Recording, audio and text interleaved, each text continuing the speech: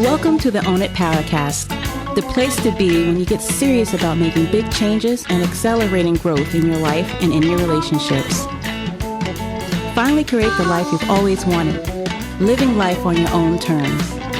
Learn how to take your fear and turn it into powerful choices that will create sustained change. Now your host, Mary Baker. Hey everyone, welcome back to the Own It Powercast, the place to come to get what you need to move yourself forward. Hey, it's Mary Baker and welcome to episode 267, Facing the Fear, Letting Go of Outcomes When the Stakes Are High. Well, welcome back. It's great to have you here as we finish out this month, which has been all about how to take better care of you in your relationships, the ones you have with others, and most importantly, the one with yourself. Last week, we talked about how to find those trustworthy people because that is so important. Well, this week, we finish out this concept with the idea of detachment. It's something that I work with clients around a lot when we do boundary work. And I think it's one of those things that first we need to understand the true meaning, what it looks like, and most importantly, how to do it. So if you think after listening today that you want some more help with working on detachment, make sure you sign up for a power hour with me. I have 1 or 2 openings left for September and then booking for October. So if you want to do that, look in the show notes. There's a link right there. It's very easy for you to sign up. If you want to do some work on your own, along with that, you can do my mini course ebook I have on boundaries. It has great information to get you acclimated to what boundary work looks like. There are many podcasts in there and worksheets and thought provokers. And there's a 3-part masterclass, which takes you a little bit deeper and looking at how you lost your voice. And then what is it going to take to get it back? And if you really want to do the work, get into the Find Your Voice course. That has online modules, lots of great in-depth learning, but best of all has a group coaching component, which is pretty fabulous and a lot of fun. And there are options to work with me as well. So all of that is in the show notes. Reach out if you have any questions. Message me on social. I answer every message. All right, so let's get into what healthy detachment looks like and the fear that we can have around practicing it. The fear that takes hold when we think about letting go of outcomes that we can't control.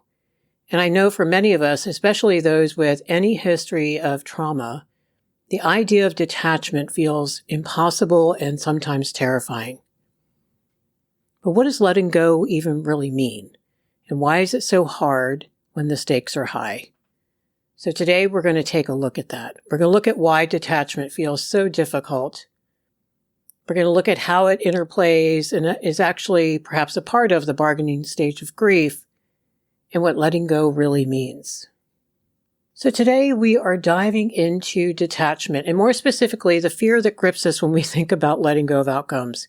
That let's admit, we oftentimes desperately want to control. If you ever found yourself worrying endlessly about how a situation is going to turn out, or you felt paralyzed by the thought of things not going your way, well, you're in the right place. So why is detachment so hard? Especially when it comes to letting go of outcomes. Well, detachment, and I don't mean like when you look up emotional detachment that you're stoic and you don't care. Detachment means detaching from the outcome with love. So that in theory sounds straightforward, right? It's allowing ourselves to just take a step back and release our hold on things that we can't control. Very logical. But in practice, it can be incredibly challenging because letting go often feels like giving up control. And for many of us, control is a safety net. It's our way of navigating uncertainty, and it's a way of protecting ourselves from that potential pain or disappointment that we don't think we can handle. When we talk about letting go of outcomes, we're really talking about, I think, surrendering to the unknown, which for some of us can feel like stepping into a dark room without a flashlight. It's natural to want assurance and predictability, especially when the stakes are high. I think most of us want that. Whether it's a relationship, a job opportunity, or even a health scare. We want to know our efforts will pay off and that things are going to work out the way we hope.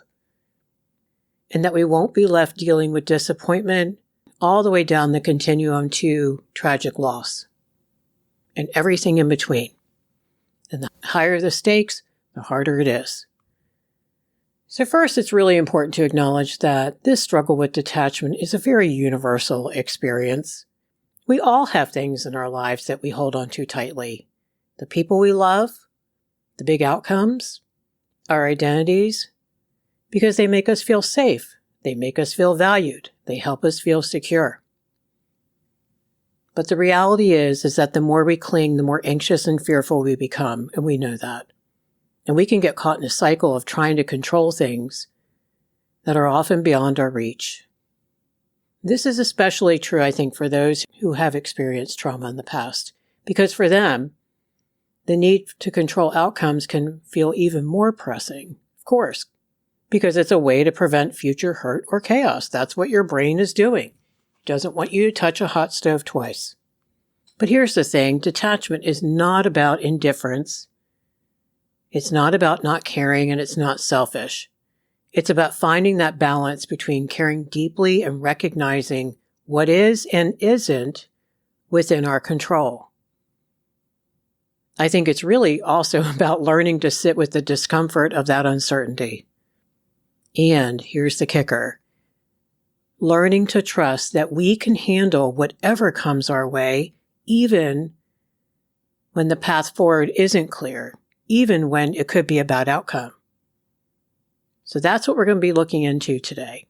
How to navigate that fear of letting go, what letting go really looks like, and how, despite how hard it is, how detachment is a crucial part of emotional and mental well-being. You can't be sane if you don't have that going on in your life. So one of the biggest hurdles, like we've been talking about, to practicing detachment is that deep-rooted fear of losing control. Now, that fear is something we all experience at different points in our lives, but it becomes particularly intense when we're dealing with situations where the stakes feel really high, or when our past experiences, especially the traumatic ones, have taught us that the world can be a very unpredictable and even dangerous place. At its core, the fear of losing control is just about wanting to feel safe. Our brains are wired to protect us from threats, both real and perceived. Sometimes it doesn't know the difference. When we have experienced trauma in the past, whether it's a significant loss, maybe a betrayal, or any form of emotional, physical, or psychological harm, our brains can become hypervigilant, which means they're constantly scanning the environment for any signs of danger. Now, this is a natural survival mechanism. However, this heightened state of alertness can also lead to an overwhelming need for control. We start to believe that if we can just control the people around us, even though we don't want to admit this, if we can control the situations we're in or the outcomes of those situations, then we can protect ourselves from being hurt again. It's as if our brain tells us, if I can manage every detail, I can prevent pain, disappointment, or loss. Now, this need for control often manifests in various ways. Maybe we become overly focused on the details. Maybe we're micromanaging situations to ensure they go exactly as we planned. We might try to anticipate every possible outcome and prepare for it, becoming stuck in that cycle of what-if thinking. Those of you who struggle with this, you know what I'm talking about.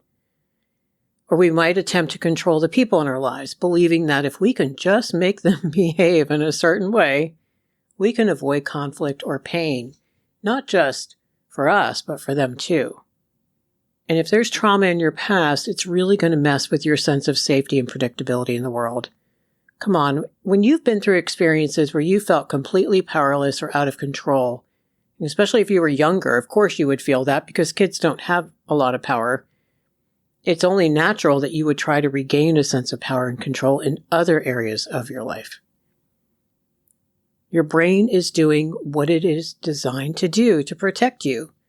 But the problem is this protective mechanism can really backfire because it's going to lead us to believe that we must control everything and everyone around us to stay safe. And here's the irony I'm sure you've heard before.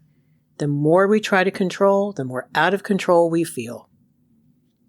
And we know this is because control is an illusion. Deep down, we know we can't control other people's behaviors. We know we can't control the outcomes of all situations or the future. And we also know that the more we cling to this illusion of control, the more anxious, angry, fearful, and overwhelmed we become. Recognizing that our need for control is often a response to past trauma, I think can really help us approach loving detachment with more compassion for ourselves. If you struggle with this, it is not your fault. I want you to see that the fear is not something you need to be ashamed of. It's just a natural response to your experiences. You didn't feel safe and or you didn't have people around you, aka grown-ups, to help you feel safe. And know it's also something you can work through.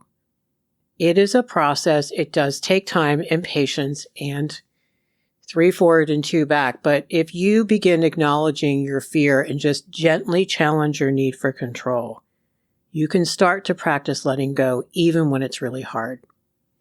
You start to learn that you can trust that you can handle whatever comes your way without needing to control every aspect of it. You start making some choices. You start building a sense of inner safety and resilience rather than trying to create safety by looking out there. We've talked about that before here many times on the show. Whenever we're looking out there, we're going to just feel worse. So how does this interact with the bargaining stage of grief and detachment? If you're familiar with DABDA, it's denial, anger, bargaining, depression, acceptance. Whenever we have to go kicking and screaming to acceptance around anything, any kind of loss, any kind of change, anything we can't control. The bargaining stage is all about the what ifs and the if onlys, right? So if you think about it, that does make sense. If you're trying to control outcomes, that's what you're doing. You're bargaining. You're like, well, maybe if I just do this, I can prevent bad things from happening. So what does letting go really mean? First of all, there's a lot of misconceptions about it, and letting go doesn't mean we don't care, and it doesn't mean we're giving up, especially on people that we love. What it means is we're just releasing the tight grip we have on needing things to go a certain way. The how, right? It's about caring deeply without controlling that outcome. It's about being emotionally present and engaged without being attached to a specific result. And it really involves knowing what belongs to you and what belongs to others. Other people's choices, their feelings, their process, their denial, their perceptions of you, all the things.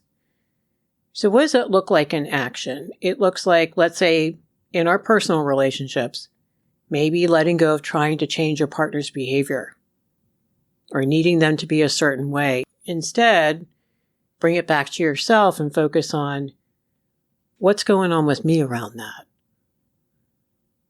If they don't change that, what does that mean for me? Where's the oh crap moment for me? Maybe in our professional scenarios, means releasing that need for a promotion or project to turn out perfectly in order for you to feel worthy or successful.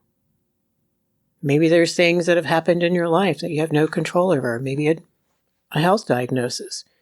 You can control your healthy habits. You can't control genetics or things that happen. So first of all, when it comes to the fear and letting go, I don't believe it's a good idea to try to push away your fear. It's only going to come back bigger and badder with a vengeance. Instead of trying to suppress them, maybe acknowledging them with compassion. I'm scared. I'm really afraid that if X happens, this is going to blow up. It's not going to be okay. I'm not going to be okay. I don't trust them to do the right thing. Why do I not trust them? Maybe they've let me down in the past. Maybe I don't know how to trust people. Just doing our inner work, right? What is about us? Maybe reframing some things. Instead of saying to ourselves, it has to happen this way. I need this to happen this way.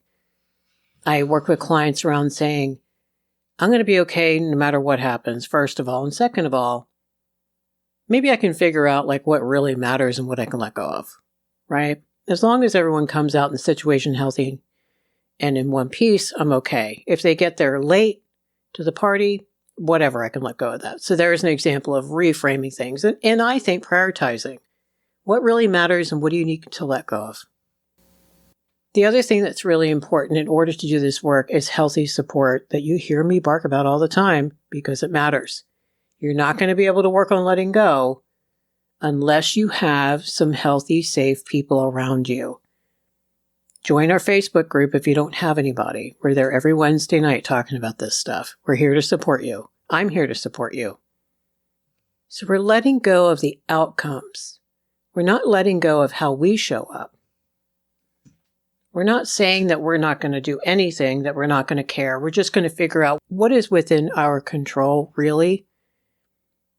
And let's talk about that for a minute. So do the who owns what. So let's say you have a friend that you're really worried about the relationship that they're in.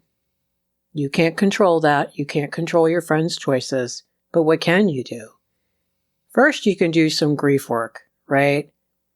Some surrender, like instead of trying to convince her that her relationship with that person is awful and she should leave or he should get rid of that partner, instead do your grief work. Like, I am so disappointed and sad for them. And maybe I'm worried. Maybe I don't like this because it's really stressful because they don't want to talk about that person anymore because they know I don't like them and it's stressful for us and just all the things, right? So really kicking and screaming to acceptance around the losses here. Loss of the great friendship you used to have before they got in this relationship. Fears around losses that, maybe it'll get worse. Maybe they will marry that person. Maybe they'll shut you out to be with that person. There's so many directions you can go with this, but I think you get what I'm saying. There's detachment from outcomes of how a situation's going to play out. So parsing out what is within your control, what's on your side, what are practical things that you can do and ethical things that you should do, and what are the pieces that you can't control. And one of them is what people do with what we say to them, what they decide, what their struggle is, the fact they can't hear us, maybe that they won't promote us, maybe that they won't join us in our thinking and our perceptions. Maybe they're not brave enough to take some steps we would like to take in our life. I mean, that list is endless around what other people could do or not do that we're not okay with. What we want to do is bring it back to self and say, what is my stuff in this that I probably need to grieve? So there's the boundary work. What belongs to them? What belongs to me? What do I need to detach from and let go of because it ain't mine? And then what do I need to sit in and feel? And guys, that's a lot of what we're trying to avoid. Because A, we think the feelings are going to swallow us. B, we don't know if we can handle it. And C, we don't know how to operate after that. Which is D, why you need support and some coaching around this if you haven't done this work before. It is not for sissies. It's very simple, it's very straightforward, and it's very hard. The other piece, I think, that is a part of this is doing a lot of work. And when I say work, what it usually looks like is a lot of conversations, a lot of journaling, a lot of thinking, and a lot more conversations the next day with healthier people and or your coach and your support group around why is it healthier to detach in a particular situation? Why is it unhealthy to control? Like the friend I just talked about in the previous example. If you had to manage their relationship choices, how are they ever going to learn? Isn't it better that they learn, albeit the hard way, lessons for self? Because there are a lot more moving parts than we realize. Like, I think sometimes we're so self-focused, right? Even though we're focused on the other person, it's really about our own stuff, that we don't even stop to think like, wait a minute, what is for their highest good down the road? Maybe even 10 years from now. Like, we don't even take that into account. Maybe that friend is better off learning this lesson because they're also learning about self-worth. They're learning about boundaries. They're learning to heal past trauma. They're learning all sorts of things that we don't even know about because, again, we're not in charge of that. We're not in charge of that. So some big time humility comes into play, I think, with detachment. That, yeah, we think we know better and best, and we think we have all the answers. And then we are often surprised that, wow, we didn't even think about those 3 other angles on the situation. And that's fine. So it's letting go of the end product and also sometimes letting go of the how. And instead focusing on what belongs to us, what matters most to us. How do we work through that fear? How do we get reassurance from others that this is the better thing to do and why it's the better thing to do and why we're not selfish and why we're not uncaring and all the things and why this is better for the relationship? Because we know deep down it is. Hilariously, and we'll finish out with this, most of us cannot stand when someone inserts themselves into our life, tries to micromanage us, tries to tell us what to think, do, feel, and choose. And yet, we forget that instantaneously when we go to do this to other people under the guise of being a loving parent, being a caring partner, being a good sister, being a really caring friend. There's a difference between caring and control. And there's a big difference between what you feel about the situation and what you can do about the situation. And your feelings are valid. So today we looked at some of the complexities of detachment. There's so much more. But especially when it comes to letting go of outcomes that we feel crucial to our sense of security and well-being. Letting go can be incredibly challenging, especially if we've had trauma in the past and or the stakes in the current are really high. Like your kid doing okay, your partner being faithful, your community doing the right things, your sister not dating a jerk. And we talked about how this fear just manifests as that need to manage every detail and outcome. And it's just our brain's instinctual desire just to protect us. But it's going to keep us stuck in anxiety and stress and anger, and overwhelm, where we're constantly bargaining. We're trying to make deals with ourselves or the universe in hopes of avoiding loss or pain. We're trying to emotionally and mentally escape the discomfort of uncertainty and sometimes reality that deep down we know is coming. But we need to work on accepting reality, moving forward. But if we can't work on detachment, we remain caught in that loop. And we don't learn how to trust in our own resilience to handle whatever comes. Letting go can feel so hard, but it is the healthiest thing that we can do in our relationships. Thank you so much for hanging out with me today. I hope this was helpful. If you need some help on detachment, reach out. Don't stay quiet. Detachment is magic when we're ready to do it. Join the Facebook group. The link is right there in the show notes. Grab one of the courses. This work is worth it, guys. I see people changing in front of me, and I see their lives get so much better. All right, so pay it forward. Keep focusing on you, and I'll see you next time.